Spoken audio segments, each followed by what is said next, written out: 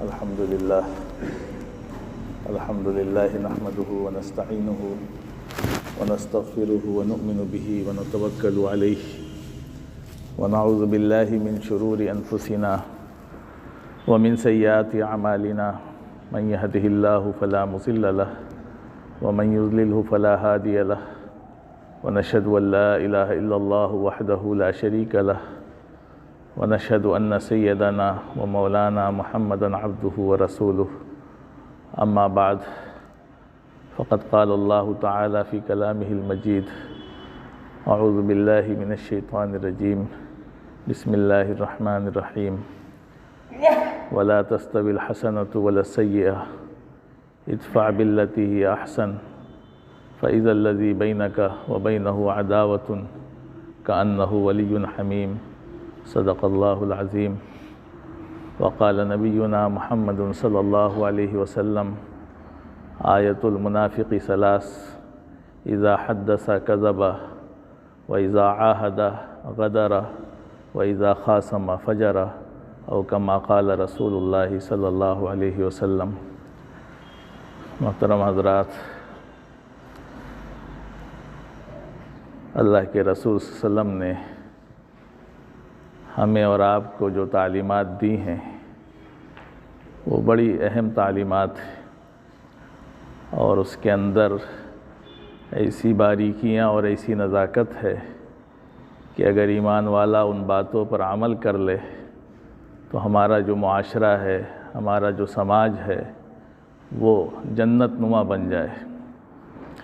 بڑی اہم نصیحتیں ہیں اللہ علیہ وسلم کی جو احادیث میں موجود ہیں، اور آپ نے مختلف موقعوں پر ان کو صحابہ کے سامنے ذکر فرمایا ہے۔ انہی نصائح میں سے ایک حدیث کا ذکر ملتا ہے۔ ایک صحابی رسول ہیں حضرت جابر بن سلیم رضی اللہ عنہ۔ وہ اللہ علیہ وسلم کی خدمت میں پہلی مرتبہ حاضر ہوئے، اور حاضر ہو کر کے انہوں نے اللہ کے رسول صلی اللہ علیہ وسلم کو سلام کیا۔ تو نئے تھے، پہلی مرتبہ آئے تھے، ابھی نئے نئے اسلام میں داخل ہوئے تھے، تو ان کو سلام کرنے کا صحیح طریقہ بھی معلوم نہیں تھا۔ تو انہوں نے آ کر کے کہا کہ علیک السلام یا رسول اللہ۔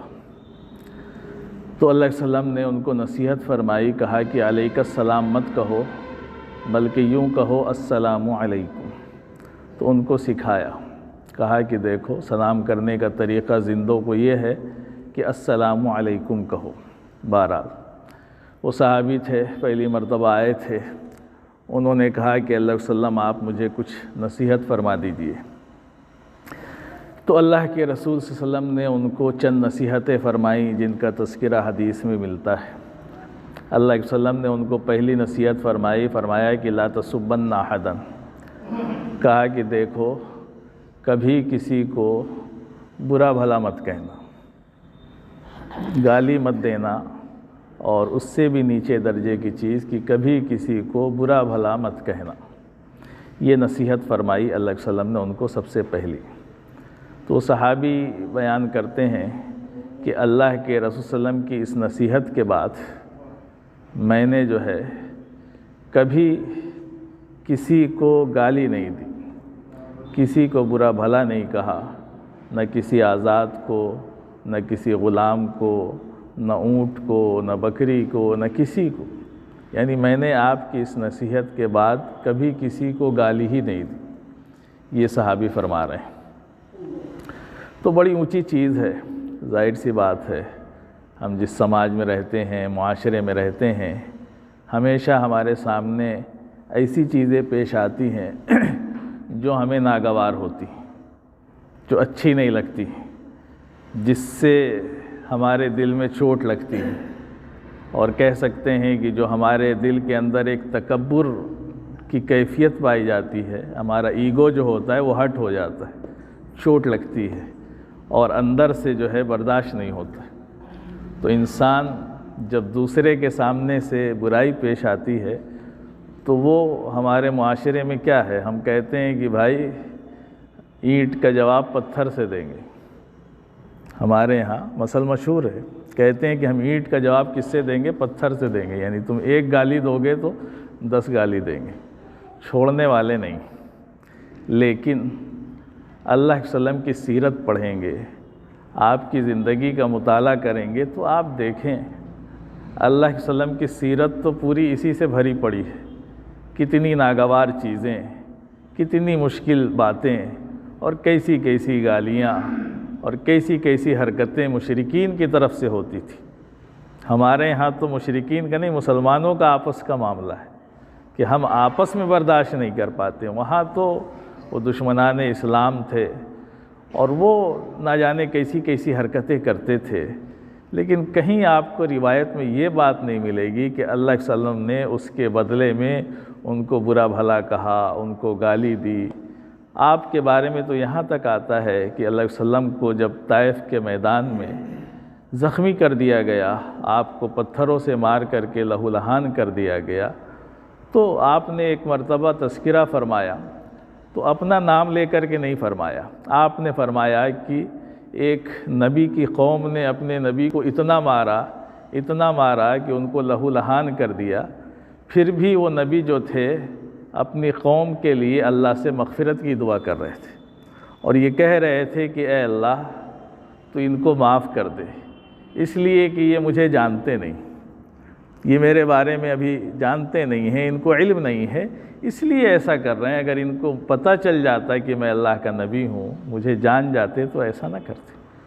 تو یہ اللہ کے وسلم کے اخلاق، یہ بلندی، یہ نصیحت، یہ بہت بڑی چیز ہے۔ اس لیے کہ انسان جو ہے اگر برداشت کر لے جائے، صبر کر لے جائے اور چیزوں کو جھیل لے جائے تو اس سے بڑا کامیاب کوئی نہیں ہوتا ہے۔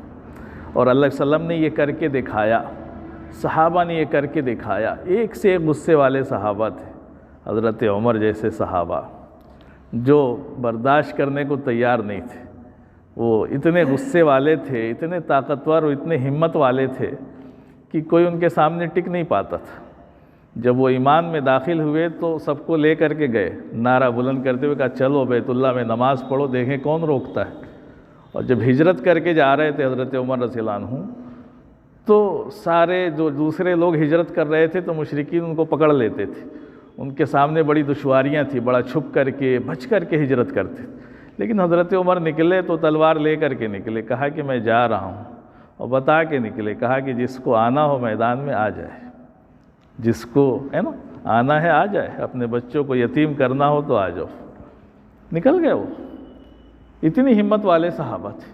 لیکن اللہ کے وسلم نے ان کو بھی ایسا برداشت کا مادہ سکھایا، اتنا قوت برداشت ان کے اندر پیدا کی اپنی تربیت سے، اپنی نصیحت سے، کہ بڑے بڑے مسئلوں میں حضرت عمر جو ہے کچھ نہیں کہتے تھے۔ آپ جب خلیفہ بن گئے تو کیا حالت تھی؟ ایک عورت نے کھڑے ہو کے آپ کو ٹوک دیا ایک مسئلے میں، آپ نے سر جھکا لیا، کہا کہ صحیح کہہ رہی ہو، تمہاری بات صحیح ہے۔ عمر کی کیا حیثیت ہے؟ عمر تو جاہل تھا، اونٹ چرایا کرتا تھا، یہ تو اللہ کے وسلم کے دین اور آپ کی صحبت سے یہ مقام حاصل ہوا ہے، کوئی حیثیت نہیں۔ ایمان والے کی کیا حیثیت ہے؟ جو حیثیت ہے اسلام کی بنیاد پر ہے، ایمان کی بنیاد پر۔ اور ہمارے پاس کیا ہے؟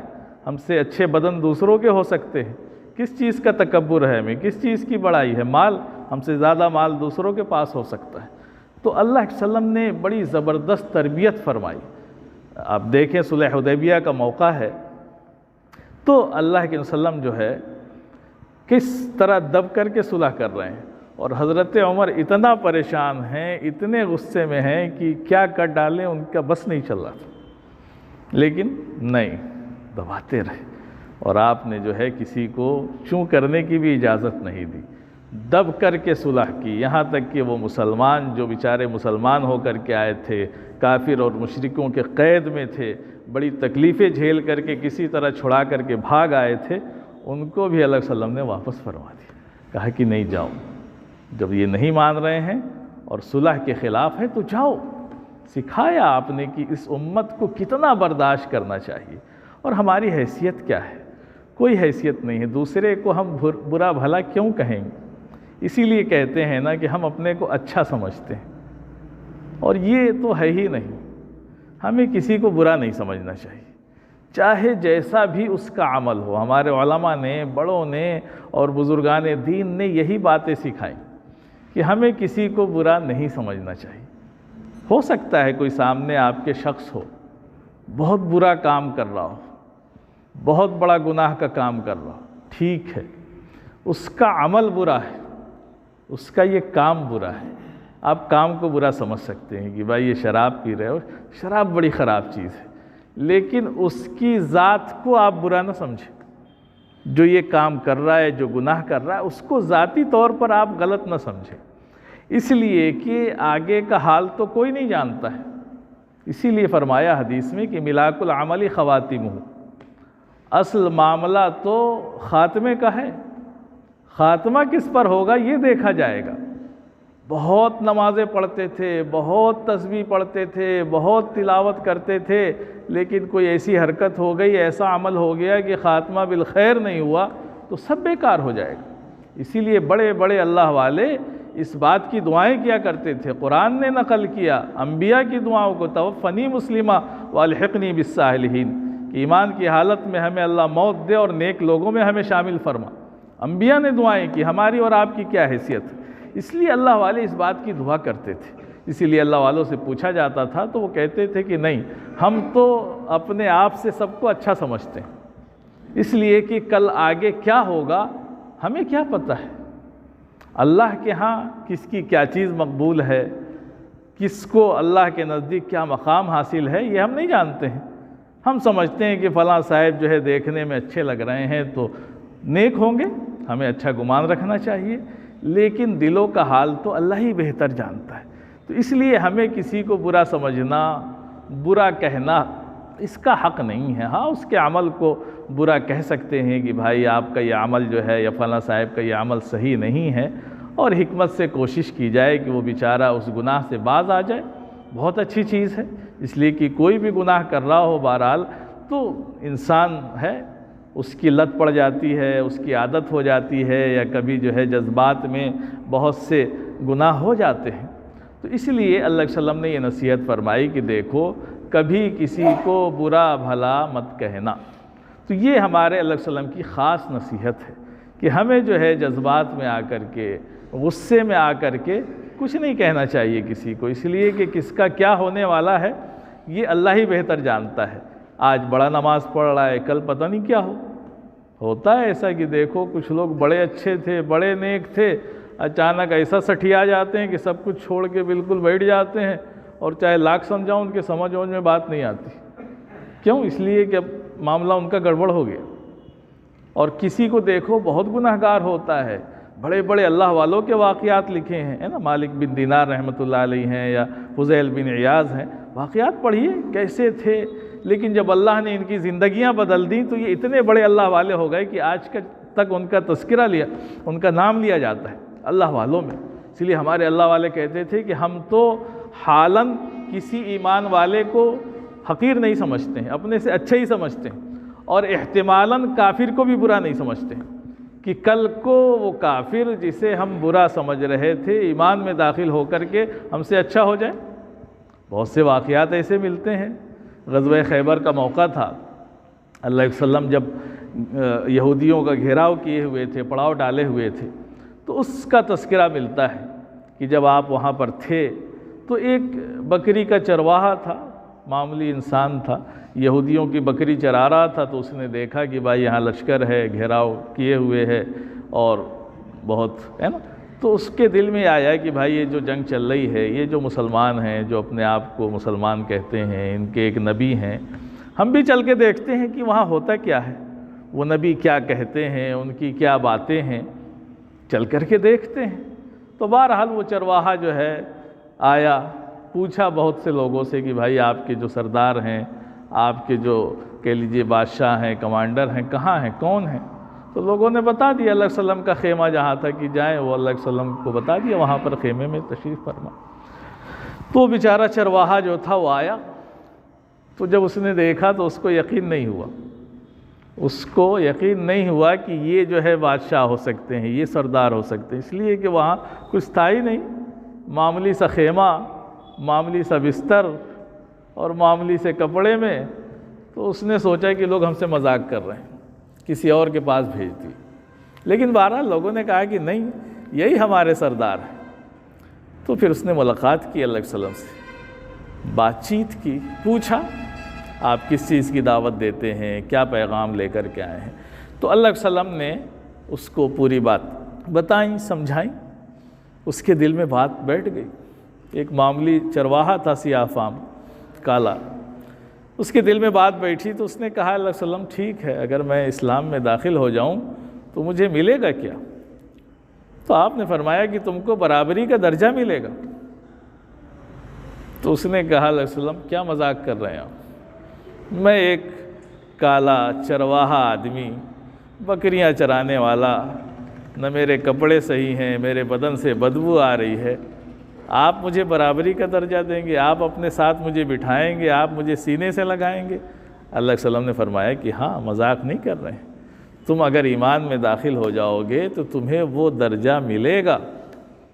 اس کو بڑی حیرت ہوئی، اس لیے کہ دنیا میں ایسا ہوتا نہیں، اس نے کبھی سنا نہیں تھا کہ میرے جیسا چرواہا اور جس کے بدن سے بدبو آ رہی ہے اس کو کوئی اتنا بڑا سردار، اور یہ جو اتنی بڑے لشکر کے ساتھ یہاں آ کر کے ایک جنگ کے لیے یہاں جمع ہے، یہ مجھے سینے سے لگا لیں گے، مجھے اپنی چارپائی پہ بٹھا لیں گے، اپنے ساتھ مجھے کھلا لیں گے۔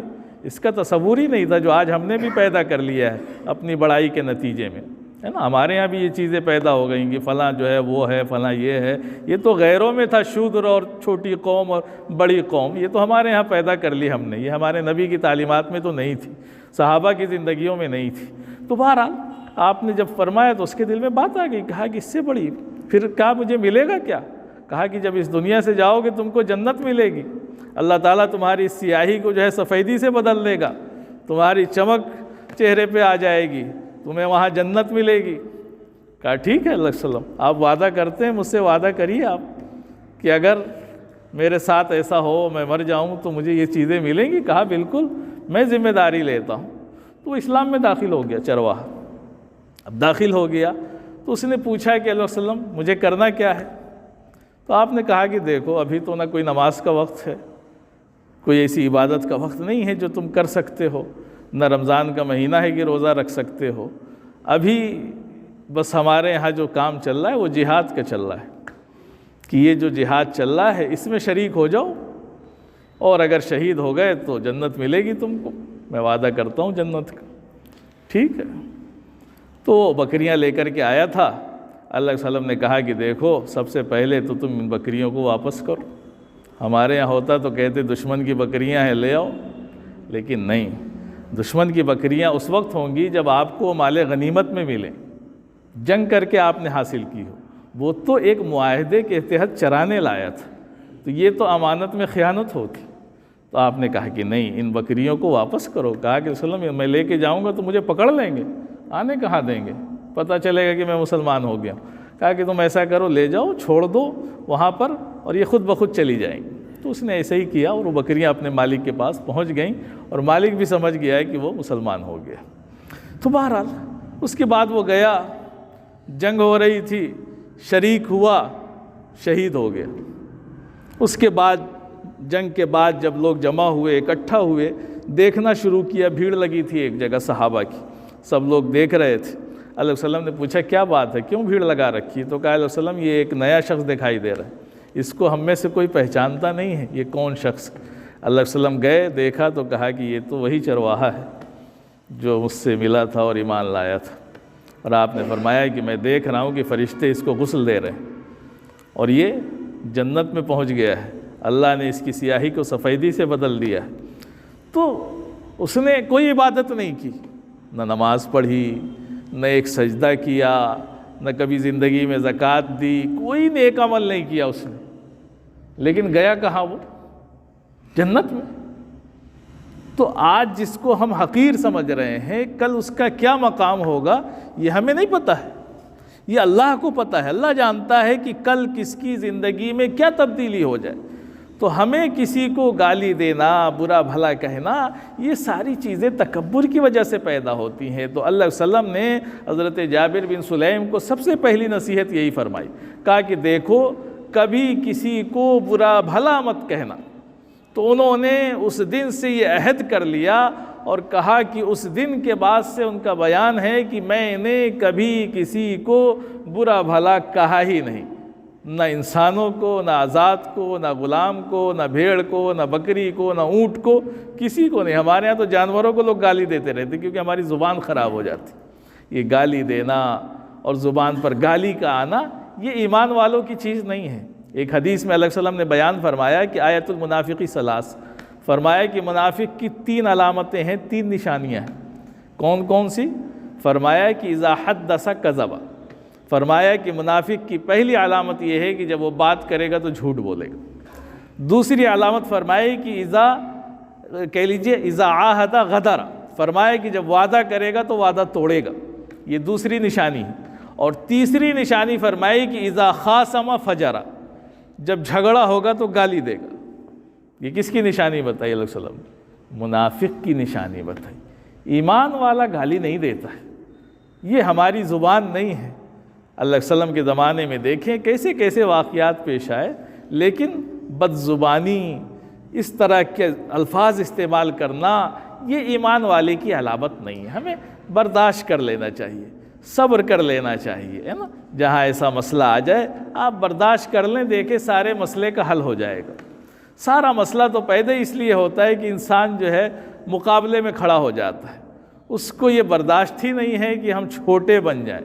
اور من تواضع للہ رفعہ اللہ، جو اللہ کے لیے چھوٹا بنے گا اللہ اس کو بلندیوں پر پہنچا دے گا۔ ہم اللہ کے لیے چھوٹے بن رہے ہیں، ایسا نہیں کہ ہمارے پاس طاقت نہیں ہے، ہمارے پاس زبان نہیں ہے، ہم بول نہیں سکتے ہیں، جواب نہیں دے سکتے ہیں، لیکن ہم تم کو اللہ کے لیے معاف کر رہے ہیں۔ نہیں کچھ کہیں گے، جاؤ تم نے کہا کہہ لو، تمہاری بھڑاس نکل گئی نکال لو۔ اب اس کے بعد کیا راستہ بچا اس کے پاس؟ کوئی راستہ بچا؟ اگر کسی سے کوئی بات ہو گئی، آپ کو گالیاں دے دیں، آپ کو برا بھلا کہہ دیا، سب کچھ اس نے کر لیا، آپ نے اس کا کوئی جواب نہیں دیا، تو آپ بتائیں اب اس کے پاس کیا جواب بچا سوائے شرمندگی کے؟ کچھ نہیں بچا، چپ ہو جائے گا اور پھر وہ آپ کا معتقد ہو جائے گا، کہا گا کہ بھائی ماننا پڑے گا، میں نے ان کے ساتھ بڑی گستاخی کی، بہت برا بھلا کہا، بہت بری حرکتیں کی، لیکن انہوں نے مجھے کچھ نہیں کہا۔ تو اسی کو قرآن بھی کہتا ہے کہ وَلَا تَسْتَوِي الْحَسَنَةُ وَالسَّيِّئَةُ، کہا کہ دیکھو اچھائی اور برائی برابر نہیں ہو سکتی۔ ادفع باللتی ہی احسن، برائی کا بدلہ اچھائی سے دو، اس کا نتیجہ کیا ہوگا؟ فرمایا کہ فَإِذَا الَّذِي بَيْنَكَ وَبَيْنَهُ عَدَاوَةٌ، تمہارے اور اس کے درمیان جو دشمنی ہے، جو لڑائی ہے نا، تو یہ کیا ہو جائے گا؟ ولی حمیم، فرمایا کہ وہ تمہارا جگری دوست بن جائے گا، تمہارا جگری دوست بن جائے گا۔ اس لیے کہ جب دیکھے گا کہ میں نے ان کے ساتھ ایسی بدسلوکی کی اور انہوں نے جواب میں ہمارے ساتھ کیسا سلوک کیا، تو وہ کیا دشمنی کرے گا؟ کیا جگہ بچی دشمنی کی؟ تو بیچارہ آخر میں آ کر کے وہ آپ کا دوست بن جائے گا۔ فرمایا لیکن دیکھو وما یلقاها الا الذین صبروا، یہ چیز حاصل نہیں ہوتی ہے مگر انہی لوگوں کو جو صبر کرنے والے ہوتے ہیں۔ اس کے لیے بڑی ہمت کی، بڑی صبر کی ضرورت ہوتی ہے، بہت بڑے دل کی ضرورت ہوتی ہے۔ وما یلقاها الا الذین صبروا وما یلقاها الا ذو حظ عظیم، اور وہ جو بہت نصیبے والے ہوتے ہیں، اللہ نے جن کو بڑا نصیب دیا ہوتا ہے، وہ ایسے کام کرتے ہیں۔ تو ہمیں اور آپ کو بھی اس بات کی کوشش کرنی چاہیے کہ ہم اپنے اندر جو ہے صبر کا، برداشت کا مادہ پیدا کریں۔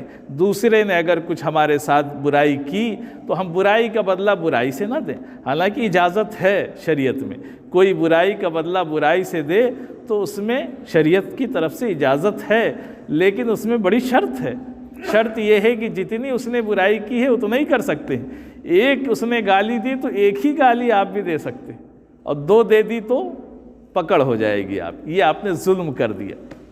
اور ایسا ہوتا نہیں ہے کہ ایک کا بدلہ ایک ہی دے، ایک مارتا ہے تو ہم 2 4 10 لگا دیتے، تو پکڑ ہو گئی، پتہ چلا کہ معاملہ الٹا ہو گیا، مجرم وہ تھا اب مجرم ہم بن گئے، الٹا ہو گیا معاملہ کہ اس نے ایک مارا تھا، جرم کیا، آپ برداشت کر لیتے، اللہ اس کا بہت زیادہ آپ کو اجر دینے والا تھا آخرت میں، ایسا اجر جس کا آپ تصور نہیں کر سکتے ہیں صبر کا اور برداشت کرنے کا، لیکن آپ نے جواب دے دیا تو کیا ملا؟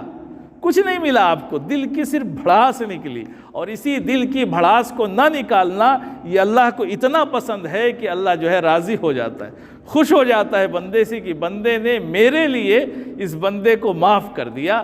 پھر فرشتے خوش ہو جاتے ہیں، اللہ خوش ہو جاتا ہے، اس کو بڑا انعام ملتا ہے۔ تو میرے عزیز بھائیوں، ہمیں اور آپ کو اس بات کی کوشش کرنی چاہیے، اللہ تعالی ہمیں اس بات کی توفیق دے کہ اللہ علیہ وسلم کی جو چھوٹی چھوٹی نصیحتیں ہیں ان نصیحتوں پر عمل کریں، کہ آپ نے ان صحابی کو جو نئے نئے اسلام میں داخل ہوئے تھے ان سے یہ نہیں کہا جا کے نماز پڑھنا، روزہ رکھنا، جانتے تھے کہ یہ چیزیں تو یہ سیکھ لے گا، لیکن یہ جو اخلاق کی اور نصیحت کی باتیں ہیں یہ بڑی مشکل سے پیدا ہوتی ہیں، تو آپ نے ان کی نصیحت فرمائی۔ اللہ تعالی ہمیں اور آپ کو عمل کی توفیق عطا فرمائے۔ وآخر